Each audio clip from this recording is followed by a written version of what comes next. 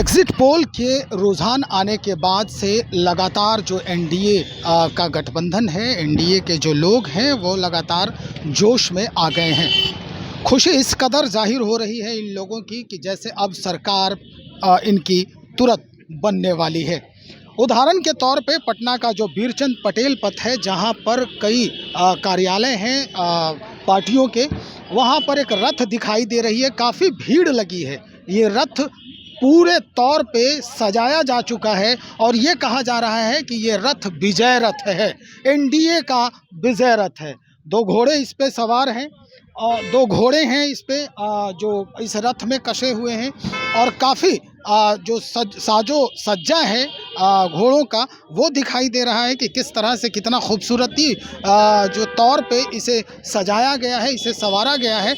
और हम इधर दिखा रहे हैं आपको, रथवाहक हैं यहाँ पे जो सारथी के रूप में यहाँ बैठे हैं। भाई ये भी इस वक्त जो है पेशो पेश में है। थोड़ा सा हम इनसे पहले बात कर लें, उसके बाद जो रथ पर सवार कर रहे हैं, जिनको ये रथ लेके जा रहा है, क्या लग रहा है भाई, कौन सा माहौल बनने वाला है आपके चेहरे पर? ये सब यही बताएंगे, हम लोग तो सेवक हैं इनके, अब ये जो कहेंगे वही होगा। मतलब आप कहाँ से इस रथ को लेके आ रहे हैं? हम तो आ रहे हैं बहुत जगह से घूमते हुए। कहाँ कहाँ घूमे?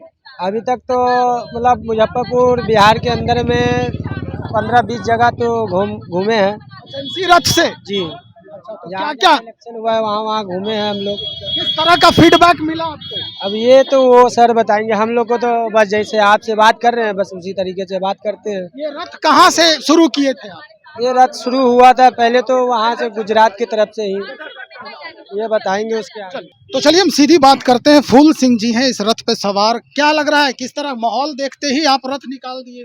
माहौल देखते ही हम तो रातों में था रथ मेरा। हमको पहले से पता था, मैं कॉन्फिडेंट था क्योंकि मैं बिहारी हूँ। अब बिहार की जनता को समझ गया था कि इस बार बिहार की जनता जो है ना, विकास के नाम पर ही मतदान करने वाली है। बहुत सारे लोग आए थे बहलाने, फुसलाने, ठगने, लेकिन अब बिहार का लोग इतना प्रबुद्ध हो गया है ना, हम बिहारी है ना साहब, तो हम लोग इतने प्रबुद्ध हैं कि अब समझ गए हैं कि कौन मेरे हित की बात कर रहा है, कौन मेरे अहित की बात कर रहा है। और ये लोकतंत्र का महापर्व है।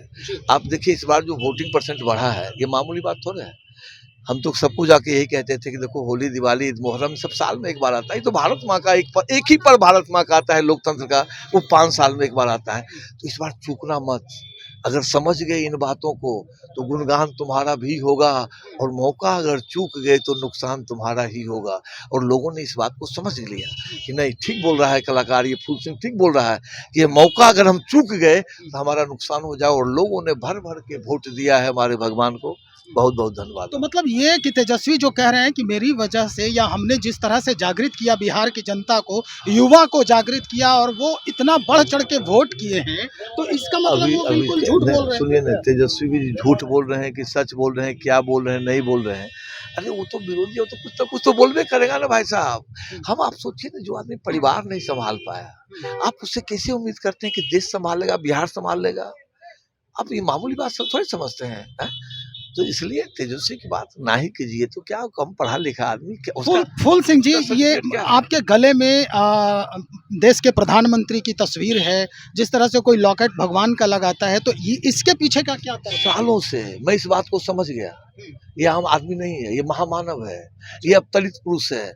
जिस तरह से प्रभु श्री राम राजा दशरथ जी के पुत्र हुए थे और वो अवतरित थे, भगवान के रूप में आए थे, तो मोदी जी आम आदमी नहीं है सर। यही बात तो मैं आपको समझाना चाहता हूँ, पूरी दुनिया को समझाता हूँ।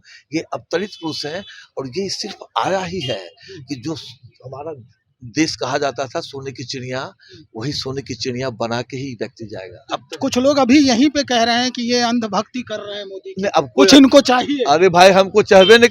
अच्छा ठीक है, मेरी बात, भगवान के पास क्या मांगने जाते हैं आप? मांगने जाते हैं सुख समृद्धि मांग लेते हैं। हम तो वो भी नहीं मांगते हैं। अच्छा। हम तो वो भी नहीं मांगते हैं। हम तो कहते हैं इसको तंदुरुस्त रखना, अपने भगवान को चलते हुए देखता हूँ, बोलते हुए देखता हूँ, दहाड़ते हुए देखता हूँ। भगवान वो न है, मूर्ति में बैठे हुए भगवान है, तो भगवान तो चलिए हर हर बात। बहुत बहुत शुक्रिया। सिंह जी से हमारी बातचीत हो रही थी और जिस तरह का माहौल बन गया है इस रथ के सजने के बाद, वो निश्चित तौर पर एक नया माहौल जो है वो बनते दिख रहा है।